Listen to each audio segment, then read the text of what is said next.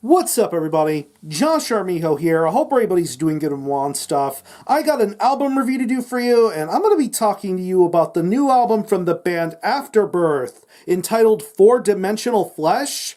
This is released on Unique Leader Records.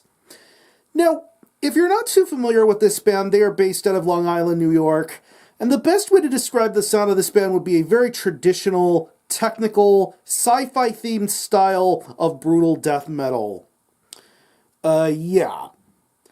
To me, Afterbirth are a very, very important and crucial band, not only in the history of brutal death metal, but also in the history of New York death metal.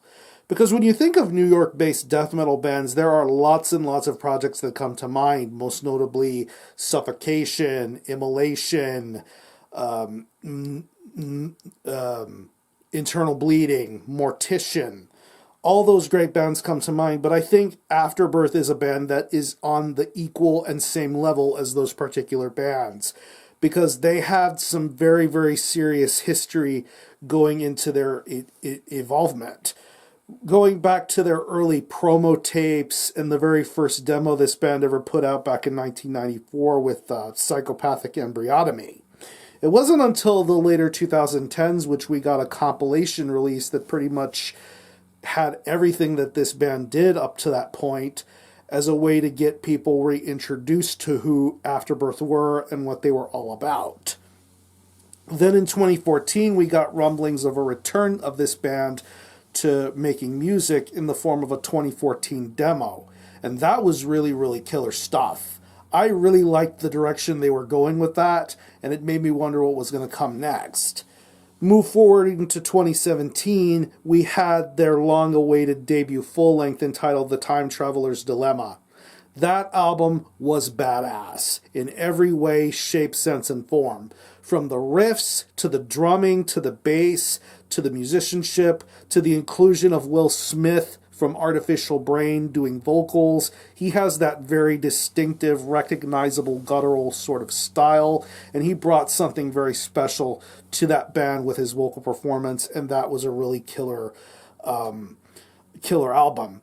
Not to mention, this band had been very consistent in terms of playing live shows and just overall reestablishing what they had already established previously with their musical material.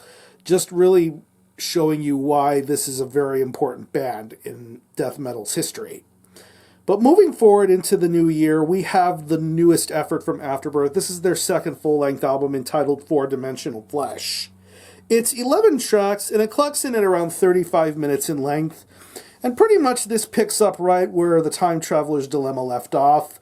But I do honestly think that this band decided to take things to the next level here with this album in terms of the music, in terms of the songwriting, and just going directions that nobody would expect to see coming, because I consider Afterbirth to be a brutal death metal band, but there is way more to this band than meets the eye, and you hear it in spades on Four Dimensional Flesh, and that's what makes me think this is a far superior record to the Time Traveler's Dilemma. Musically, this is as tight-knit as you're going to get from a project like this, and Cody Drasser is an absolutely amazing guitar player. He's one of the heartbeats of this project, and I admire his skill, his songwriting, his riffs, the technicality, the slam breakdown sort of parts. You're going to get a whole bunch of that stuff, even some progressive tinge stuff that you probably won't see coming, but you probably should expect it because it's really, really awesome. Hearing it on the first couple of tracks like Beheading the Buddha and Spiritually Transmitted Disease, you already know what type of guitar playing Cody does here with this album. And throughout the majority of this album, you can tell how much effort and detail and creativity he puts into these riffs, and it's just fantastic. Whether it's heavy and brutal or technical and intricate, you already get a glimpse of how good this guy truly is. And later on the album with songs like Rooms to Nowhere and the last real track on this album, Black Hole Kaleidoscope. Absolutely beautiful, beautiful guitar playing going on here. Fantastic riffs. Everything is memorable. Everything is creative and unique, and I love that about this guitar performance. The bass work on here is incredibly crystal clear, very audible, very well produced, and very well played, and it definitely holds its own amongst the riff powerhouses that you hear throughout this entire album. That's something else that's really, really special about Four Dimensional Flesh is this audible bass guitar work going on here. It's really awesome to listen to. The drumming on here, oh my goodness gracious. I love this drum performance on this album. So much diversity and creativity. You get some really great snare tones, some snare tone sounds, awesome double bass, a lot of drum fills, a lot of roto-tom work. That's something that really threw me off guard here. That's where you get a little bit of that progressive sort of element. I feel like this guy's been listening to a lot of Neil Peart and Rush, or maybe even Possessed in some elements with his drum performance, with the mixtures of the blast beats, the fills, the roto-tom parts. It's just really, really killer. And I love, love, love the creativity of this drummer and his drum performance going on here. It is awesome. It's brutal. It's progressive. It's wildly entertaining. And I love this drum performance a lot.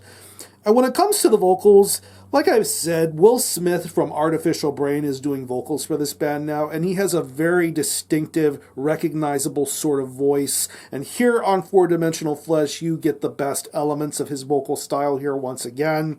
Very low, very guttural, very undecipherable. You get the occasional scream here and there. I think a little more this time around than we last heard it on the Time Traveler's Dilemma. But Will Smith's vocals are really, really awesome this time around, and he definitely adds to the overall wild craziness and creativity of the musicianship that goes on throughout this entire album. It's really fun to listen to him do the vocal guttural things that he does, and do them so well. So overall, if you're a fan of what Afterbirth has put out in the past, if you were a fan of their first album, I think you might like Four Dimensional Flesh that much more. This is some seriously top-notch brutal death metal here.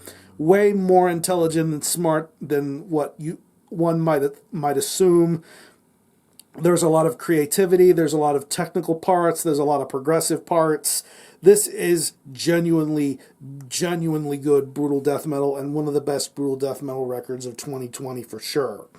So if I had to think of any personal favorite tracks, I would definitely have to say Beheading the Buddha, Spiritually Transmitted Disease, Never-Ending Teeth, Swallowing Spiders, and of course the aforementioned Black Hole Kaleidoscope. Absolutely great stuff going on here. So what I'm going to do is I'm going to leave you some links in the description boxes how you can get a hold of this album and listen to it. I will leave you a link to the Unique Leader Records Bandcamp page where you can listen to this album in its entirety, hear it for yourself, and be your own judge as to whether you think it's worthy of being purchased or not. You can stream it by digitally and is available physically as both a CD and 12-inch vinyl. I'm pretty sure copies of this album are still readily available to whichever is more convenient for you. So, and also, one more thing. I'm going to leave you a link in the description box to another review of this album from a guy by the name of Jay Morris, the review guy.